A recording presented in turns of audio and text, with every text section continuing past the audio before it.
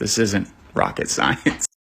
Did you guys know that it's possible to birth twins from two different fathers? A 19-year-old Brazilian woman who recently gave birth to twins asked a man who she thought was a father to take a paternity test. The results were insane. It showed that only one baby matched his DNA and the other one did not. Then she remembered that she slept with two men on the same day around the same time that the twins were conceived. Then the second man was tested and he was confirmed to be the father of the second baby. This 1 in a million chance is called heteropaternal superfecundation. Hopefully I'm pronouncing that correctly. Her doctor confirmed that this could happen when two eggs from the same mother are fertilized by two different men. The twins share the mother's genetic material, but they grow up in different placentas. And there are about other 20 confirmed cases of this in the world. How crazy is that? How crazy is that?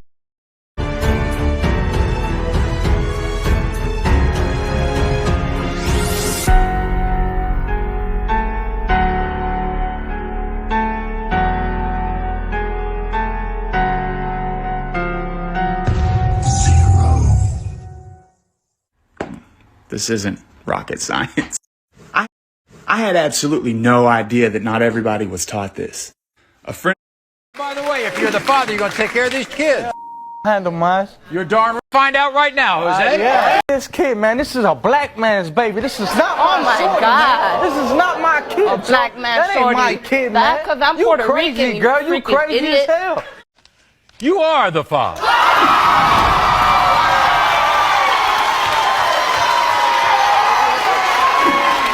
In the case of 1-year-old Julius, Jose, you are not the father. You are not the father. Wait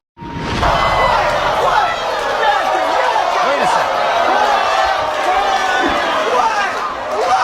First of all, you're going to take care of Jayla, aren't you? I got the girl.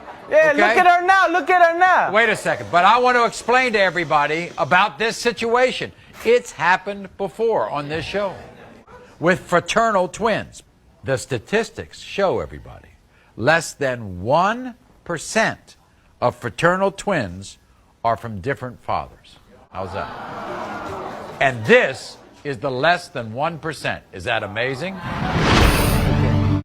With fraternal twins, the statistics show everybody less than 1% of fraternal twins are from different fathers. I don't talk about the Bible, and I'm not religious, so please keep your comments to yourself. This information comes straight out of your Bibles. Eve eating the fruit was actually fornication with Satan. Straight off the bat, I'm going to show you just using the Bible how Adam and Eve eating the fruit was actually fornication with Satan. Straight off the bat, we got 2 Corinthians 11:3 right here, where it talks about how the serpent beguiled Eve. Now, if you look at beguiled, the original manuscripts actually show that that definition and that word means to seduce. Now, we look here in Genesis 3:6. Obviously, you guys know that the woman saw the tree was good for food, and she did eat of it. Here's why when she ate of the tree, she was actually fornicating. This isn't rocket science. I had absolutely no idea that not everybody was taught this.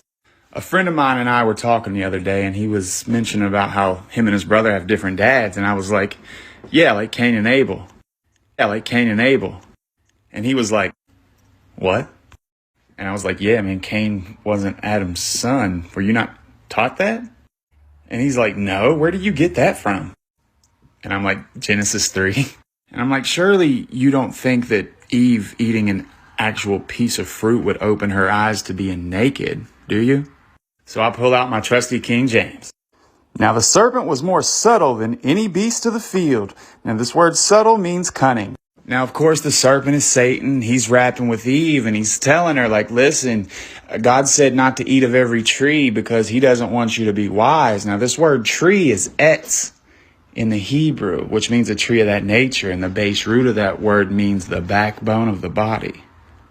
Your arms and legs are your limbs. 3:6. And when the woman saw that the tree was good for food and that it was pleasant to the eyes and a tree to be desired to make one wise. And it goes on to say that she took the fruit thereof and did eat and gave also unto her husband with her, and he did eat, and the eyes of both of them were open and they knew they were naked. Now, of course, once they knew they were naked, they were ashamed. They hid themselves from God. And when God came calling, he was like, hey, what's going on here? And Adam tries to push it off onto Eve. He's like, hey, that woman you gave me, she gave me the fruit of the tree and I ate of it. And God looks to Eve like, what is this that you have done? And she's like, the serpent beguiled me. Now, this word beguiled in the Hebrew is aspatia, which means wholly seduced, body and mind. And the woman said, the serpent wholly seduced me, and I did eat. Now, at this point, of course, God curses the serpent and says that you are cursed above every beast of the field. But he also goes on to say, I will put enmity between thee and the woman, and between your seed and her seed. It shall bruise thy head, and thou shalt bruise his heel. Now, that's, of course, a prophecy to the coming Christ. Now, of course, God pushes Adam and Eve out of the Garden of Eden, and it says that Adam knew his wife Eve, and she bare Cain, and again bare Abel. But this word again means to continue in labor, which means that they were twins in the womb, but she was a victim of a second pregnancy, one by Adam and one by Satan. And I'm pretty sure that the very existence of Cain and Abel proves this. You see, God found favor with Abel and not Cain. And of course, Cain wasn't feeling this. He rises up and he slays Abel. And God comes calling again, asks Cain, hey, where's your brother? And Cain, I don't know, am I my brother's keeper? He's like, listen, bro, your brother's blood calls to me from the earth. So God puts a mark on Cain and he goes on to find a wife somewhere, which is a conversation for another video, seeing as how most people believe at this point that Adam and Eve, Cain and Abel are the only people on earth. And all of this is tied up in a neat little bow when you go on to read the genealogy of Adam. This is the book of the generations of Adam. In the day that God created man, in the likeness of God made he him. Male and female created he them, and blessed them, and called their name Adam. In the day when they were created, and Adam lived 130 years, and begat a son in his own likeness, after his image, and called his name Seth. Now, of course, that's because Cain had already killed Abel, so Abel had no way to carry on the lineage. But if Cain was Adam's son, then wouldn't Adam's genealogy begin with Cain and not Seth? Oh yeah, by the way, Jesus talks about this too. Whenever the Pharisees come and start questioning him, he's like, I speak that which I have seen with my father, and you do that which you have seen with your father. Now the Pharisees say, wait, hold on, Abraham is our father. But Jesus is like, nah, if Abraham was your father, then you would do the works of Abraham, but you seek to kill me. But instead, you do the works of your father. If God were your father, then you would love me, for I came from God. And he says, why do you not understand my speech, even because you cannot hear my word? You are of your father the devil, and the lust of your father you will do. He was a murderer from the beginning. Now, who was the first murderer? Should you rewind to the beginning of the video, whenever I told you about Cain killing Abel? You are of your father the devil, who was a murderer from the beginning. This isn't rocket science. Let's all go to the lobby. Let's all go to the lobby. Let's all go to the lobby to get ourselves a treat. Delicious things to eat. The popcorn can't be beat. The sparkling drinks are just dandy. The chocolate bars and the candy. So let's all go to the lobby to get ourselves a treat. Let's all go to the lobby to get ourselves a treat.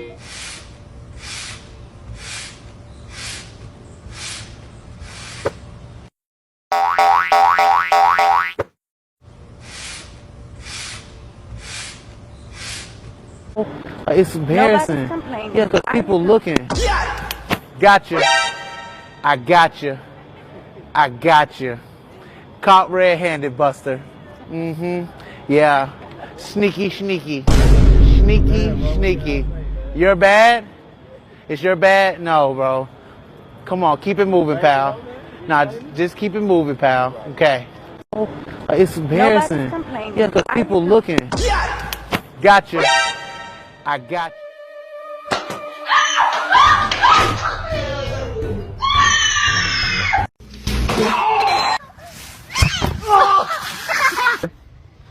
Whack!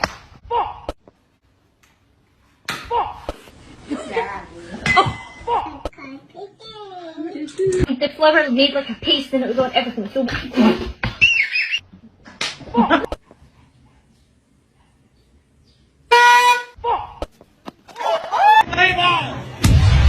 أولى خطيرة والهدف الأول 1-0 كريستيانو رونالدو.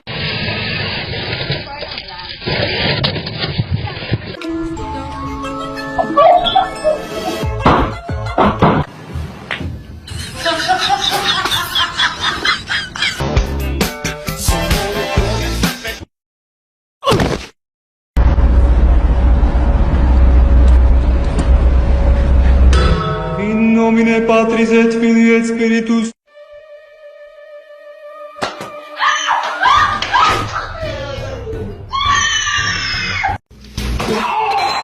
Satan.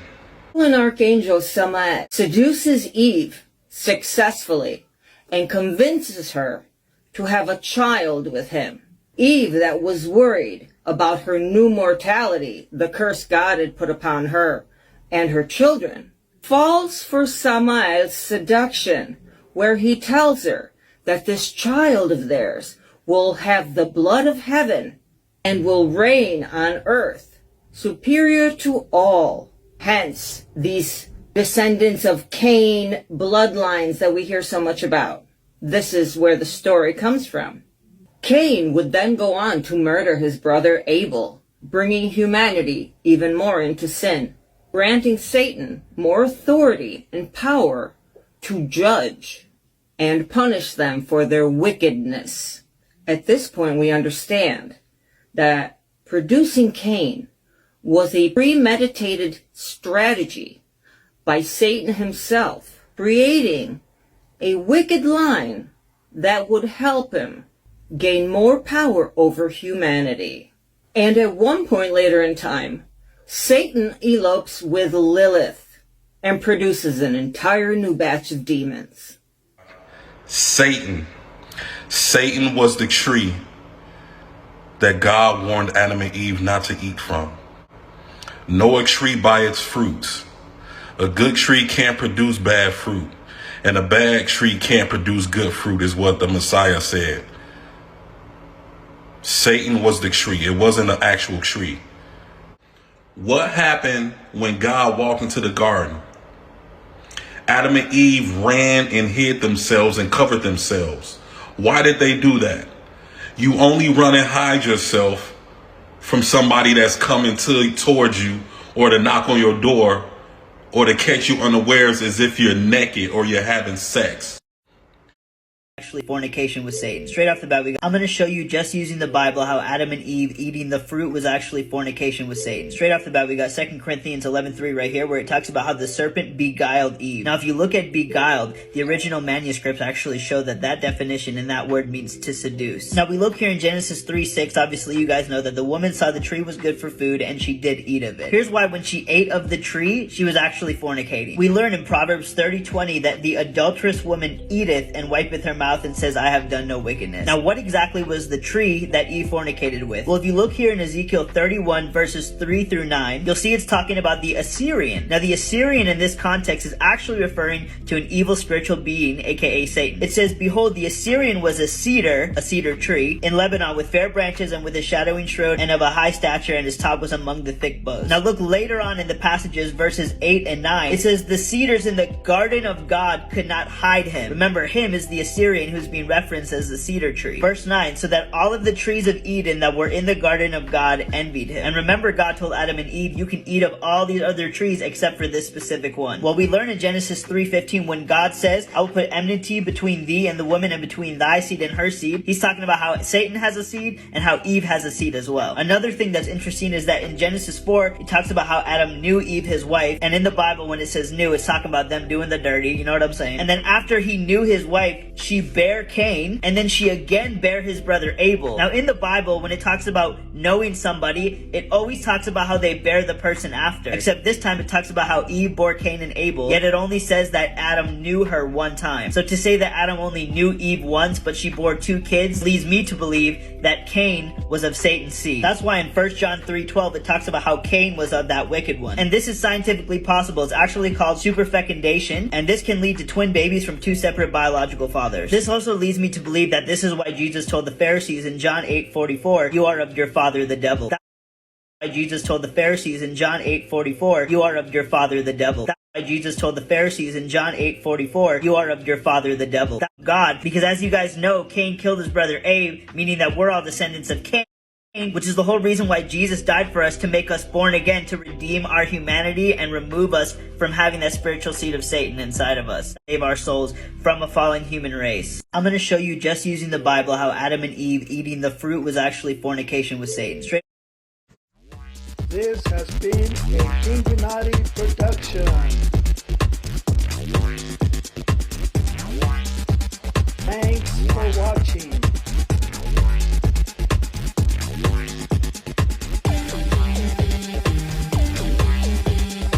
Subscribe for more videos.